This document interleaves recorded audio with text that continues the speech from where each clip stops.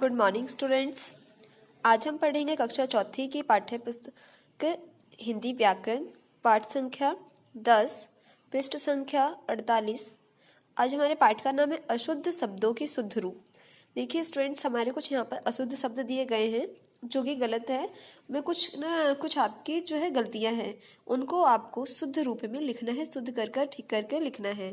Okay students, देखिए बच्चों, लिखते और बोलते समय व्याकरण के नियमों की जानकारी के अभाव में अनेक प्रकार की अशुद्धियां हो जाती है।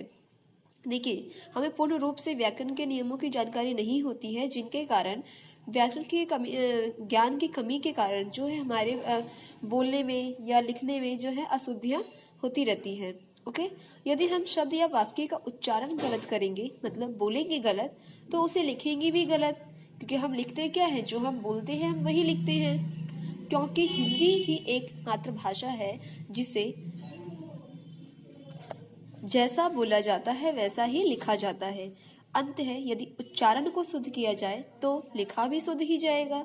देखिए, ओके, अगर एक हिंदी जो है ऐसी भाषा है जिसको हम जिस तरीके से बोलते हैं, जो हम बोलते हैं पूरा पूरा वैसा ही कॉपी में लिखते भी हैं।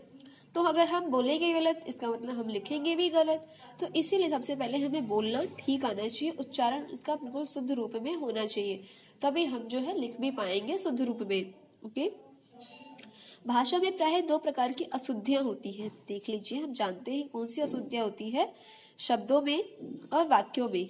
जो हम शब्द उच्चारण करते हैं उसमें मिस्टेक होती है, उसमें गलतियां होती है, या जो हमने वाक्य कहा है उस वाक्य में जो है अशुद्धियां होती है। शब्दों में वर्तनी की अशुद्धि से भाषा अशुद्ध हो जाती है। अतः वर्तनी के शुद्ध रूप का ज्ञान होना अत्यंत आवश्यक है।